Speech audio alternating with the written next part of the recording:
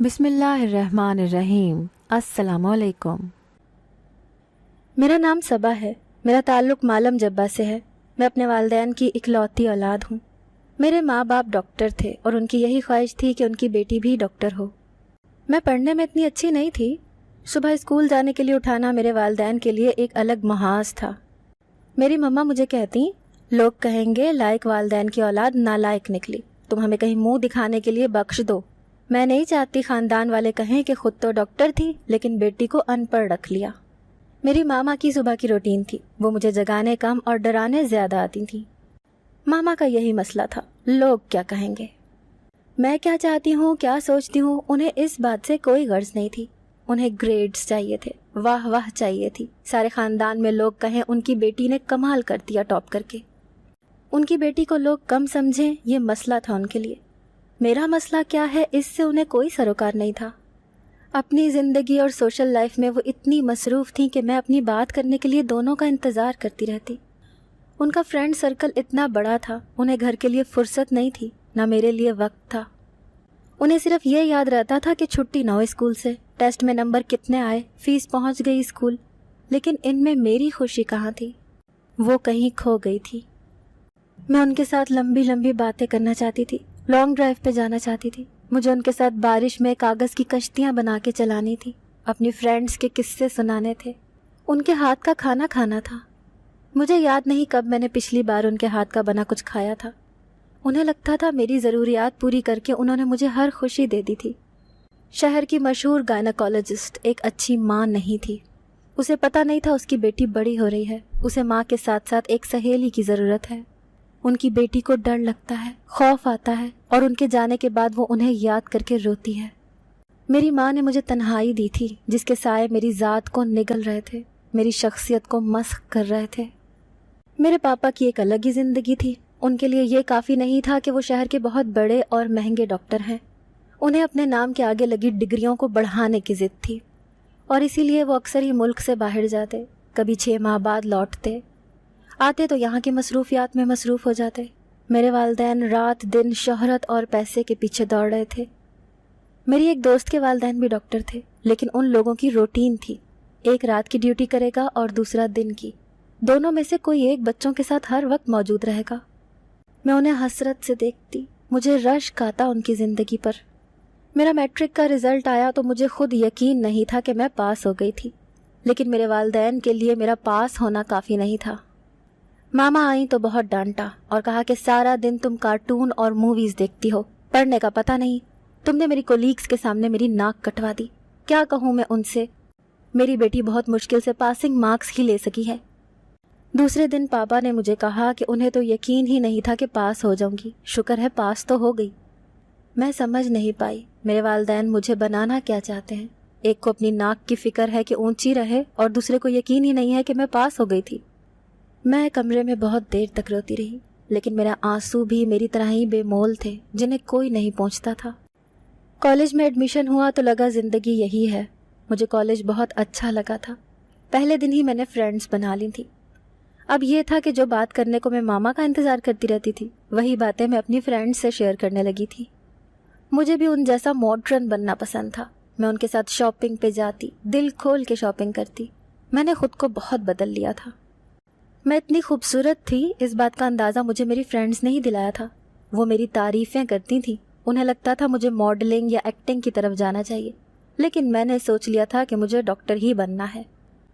ایک دن میں کالج سے لوٹی تو مجھے ہماری میڈ نے بتایا کہ ماما اور پاپا کی بہت لڑائی ہوئی ہے، لیکن مجھ میں ہمت ہی نہیں تھی کہ کسی سے اس بارے میں پوچھ سکتی۔ میں اپنے کمرے میں آ گئی اور پڑھائی میں مصروف ہو گئی۔ رات کا نہ جانے کون سا پہر تھا جب لاؤنج سے لڑنے کی آوازیں آنے لگی۔ میں دوڑ کر باہر نکلی تو سامنے ماما پاپا ایک دوسرے سے لڑ رہے تھے۔ میں نے انہیں مصروف دیکھا تھا، ایک دوسرے سے بے خبر بھی دیکھا تھا، لیکن اس طرح لڑتے نہیں دیکھا تھا۔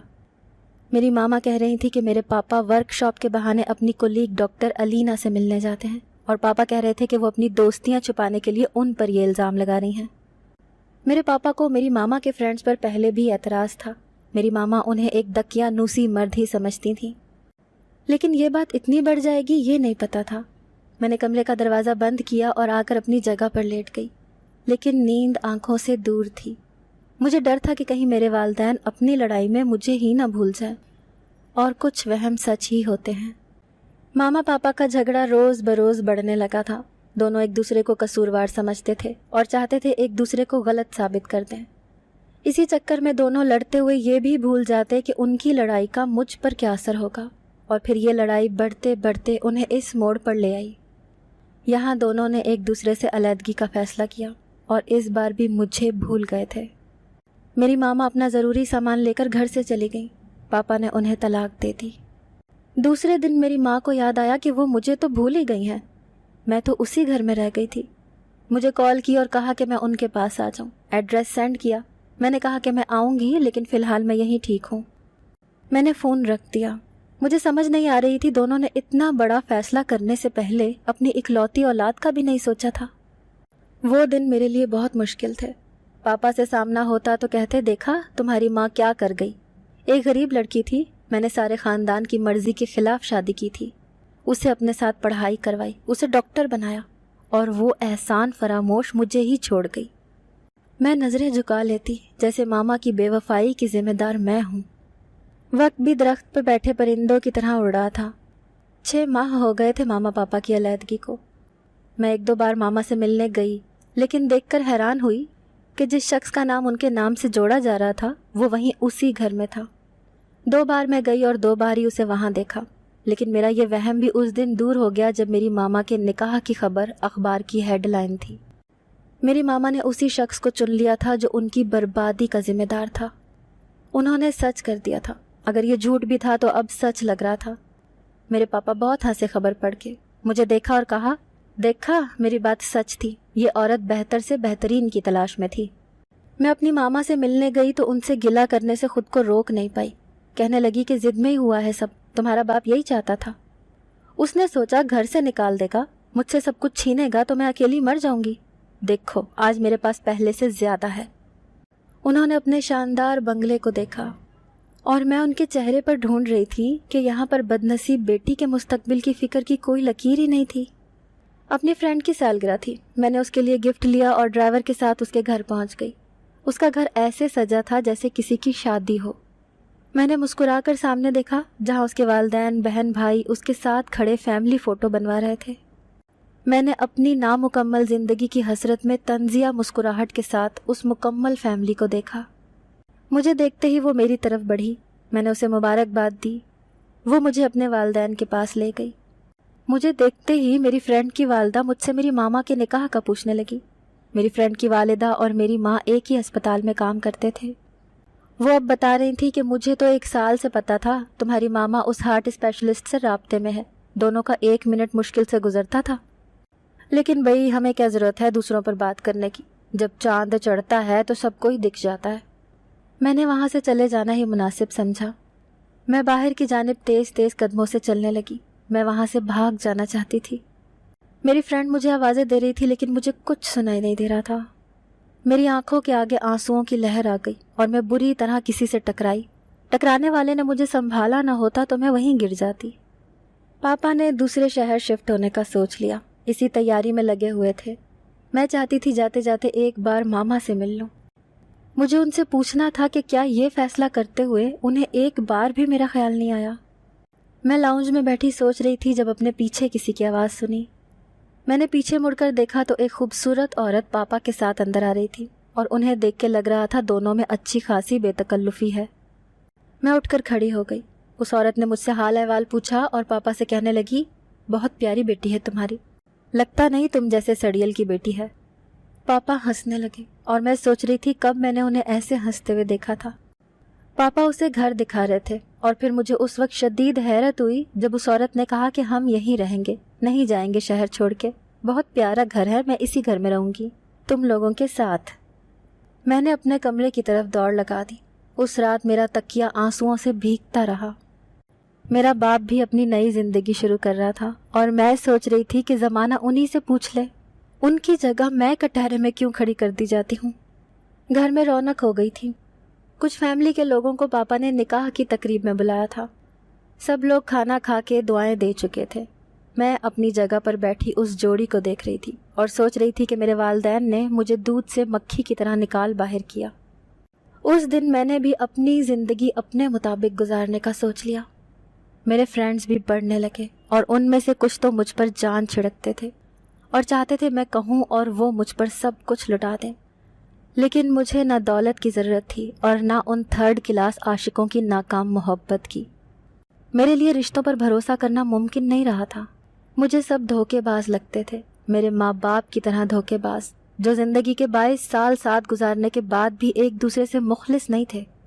میں صرف وقت گزار رہی تھی۔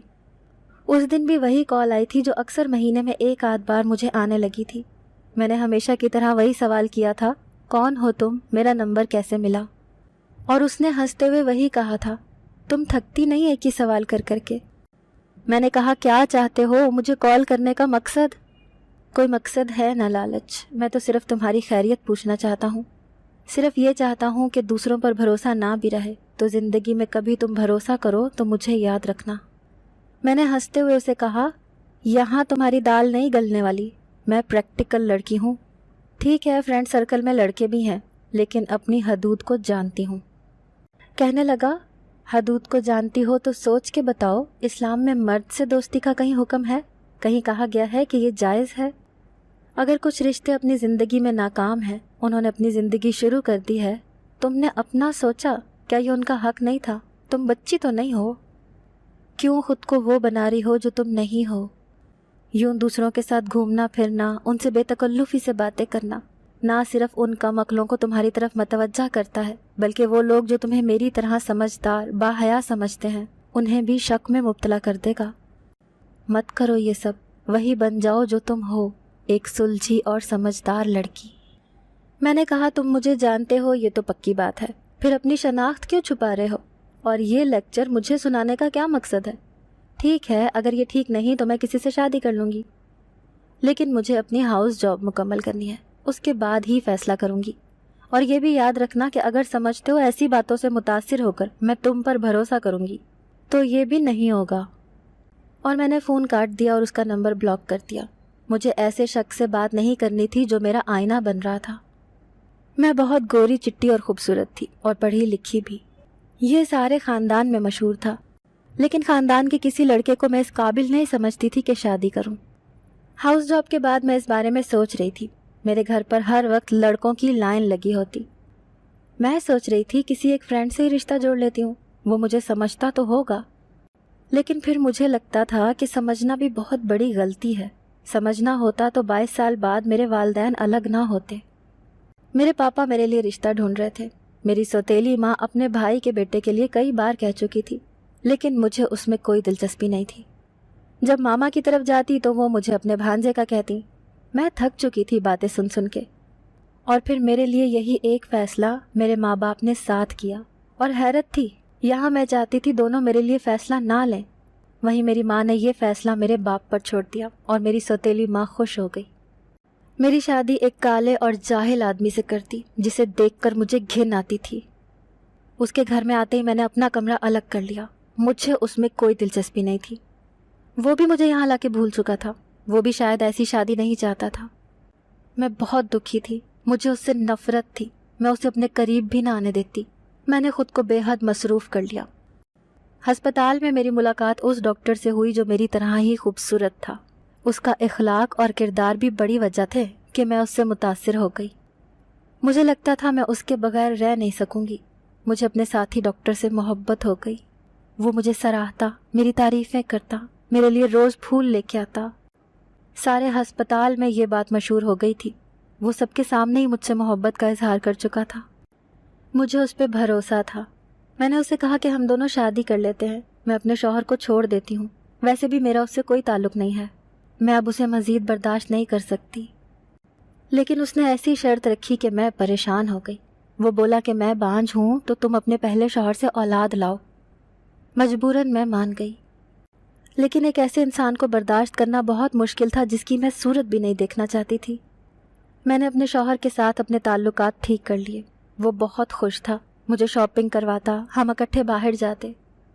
پھر ایک دن میں نے اسے بتایا کہ میں ماں بننے والی ہوں۔ اس کی خوشی کا ٹھکانہ نہ رہا۔ اب وہ پہلے سے زیادہ میرا خیال رکھتا، ہر مہینے میرا چیک اپ کروانے لے جاتا۔ جس ڈاکٹر سے میں محبت کرتی تھی وہ بھی میرا بہت خیال رکھتا اور مجھے دوائیاں اپنے ہاتھ سے کھلاتا۔ میں کام میں مصروف ہوتی تھی، خود وقت پہ دوائیاں مجھے دیتا، مجھے روزانہ جوس پلاتا، کہتا کہ مجھے بچہ صحت مند چاہیے، مجھے صحت مند بچے ہی اچھے لگتے ہیں۔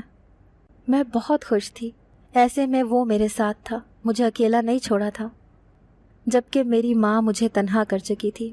ایسے وقت میں مجھے اس کی ضرورت تھی، لیکن وہ اپنے شوہر کے ساتھ ورلڈ ٹور پہ تھی۔ دن قریب آ گئے تھے اور پھر جب میرے گھر اولاد کی پیدائش ہوئی تو جیسے ہی بچے کی شکل دیکھی، پیروں تلے سے زمین نکل گئی۔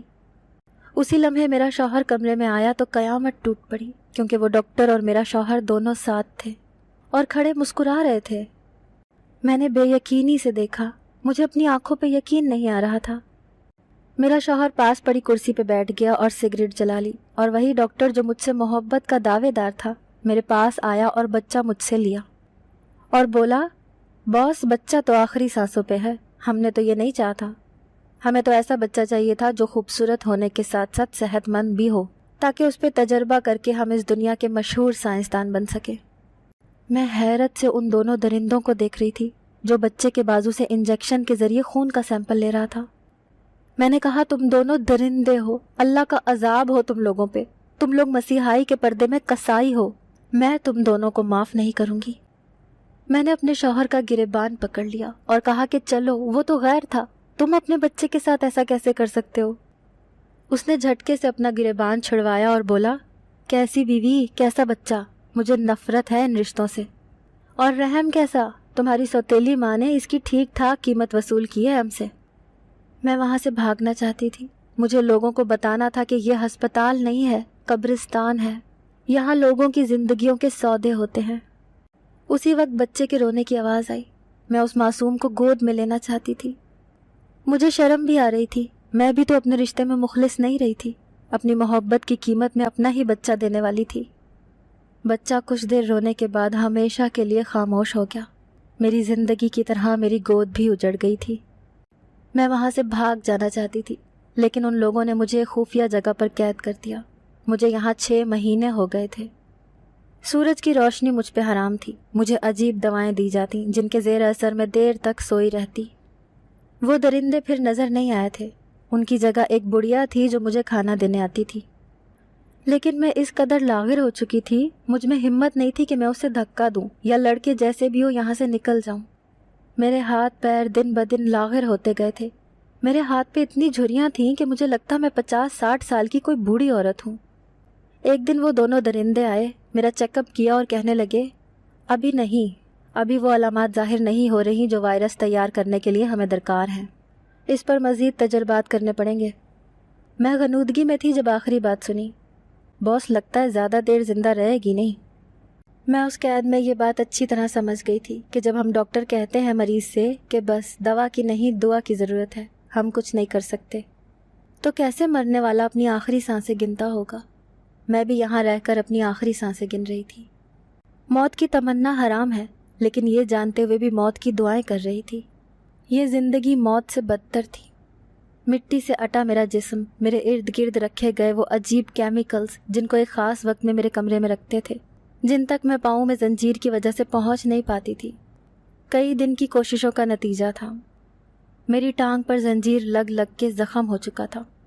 میں بدنصیب ڈاکٹر ہونے کے باوجود کچھ نہیں کر پا رہی تھی۔ میں نے زندگی میں خود کو اتنا بے بس کبھی نہیں پایا تھا۔ ایک دن اس کوٹھری کا دروازہ کھلا۔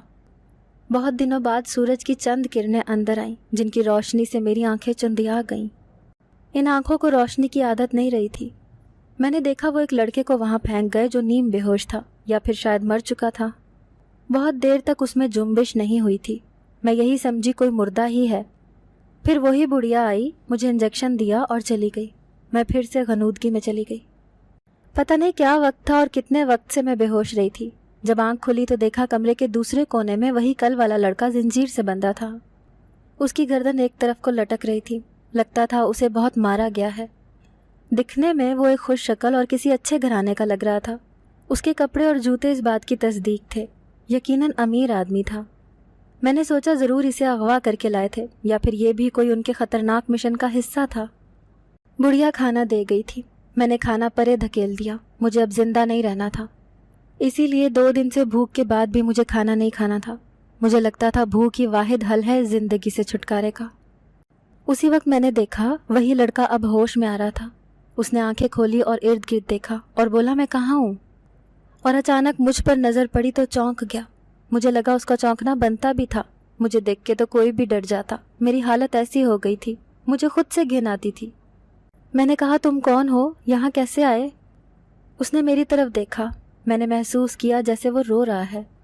میں نے اسے زنجیر سے آزاد ہونے کی کوشش کرتے دیکھا تو کہا مت کرو کوشش, تم اسے توڑ نہیں سکتے. اس نے میری طرف دیکھا لیکن بولا کچھ نہیں. وہ اب روز ہی زنجیر توڑنے کی کوشش کرتا اور میں یہی کہتی مت کرو, تم اسے نہیں توڑ سکتے. اس دن بھی وہ کوشش کر رہا تھا.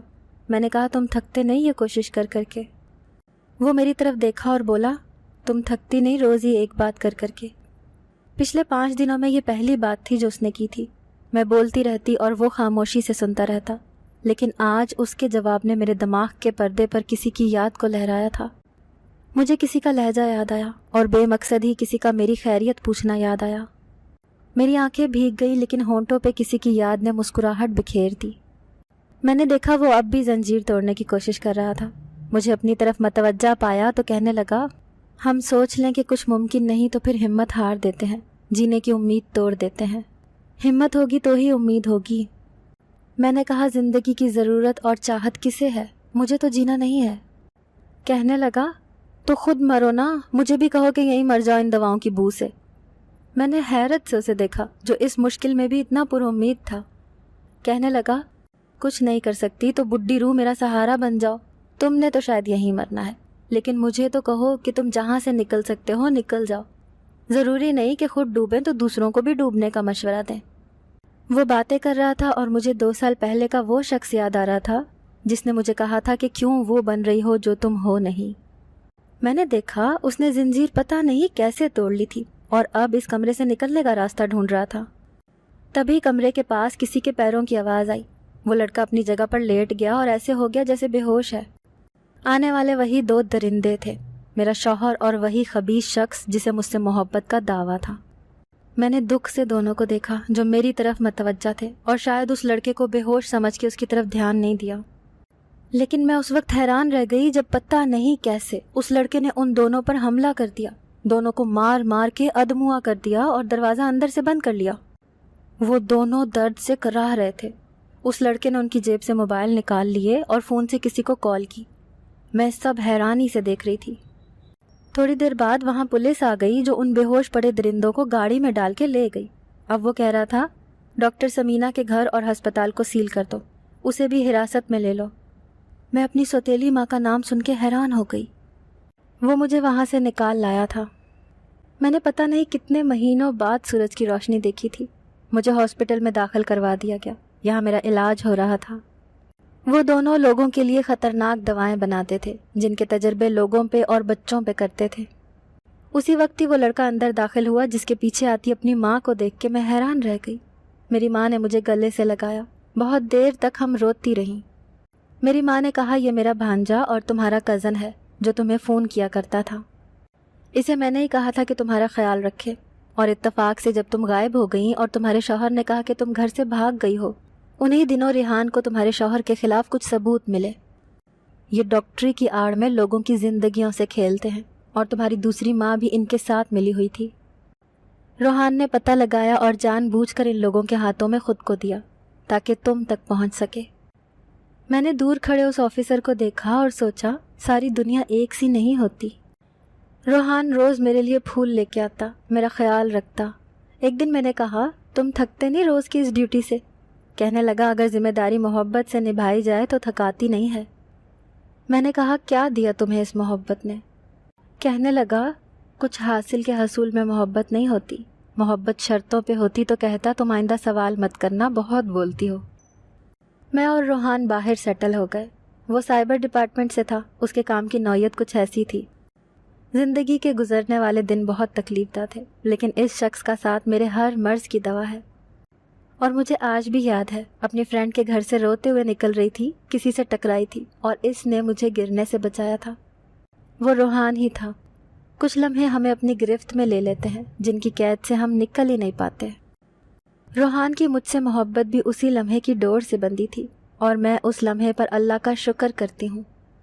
روحان مجھ سے ٹکرایا اور پھر مجھے ہر مصیبت سے اللہ کے حکم سے نکالتا چلا گیا۔ اگر آپ کو آج کی ہماری کہانی پسند آئی ہے تو اسے لائک کیجیے اور اپنے پیاروں کے ساتھ شیئر کیجیے، اور ہاں، اگر ابھی تک آپ نے ہمارا چینل سبسکرائب نہیں کیا تو ضرور کیجیے۔ ملتے ہیں کل ایک نئی اور دلچسپ کہانی کے ساتھ، تب تک کے لیے اللہ حافظ۔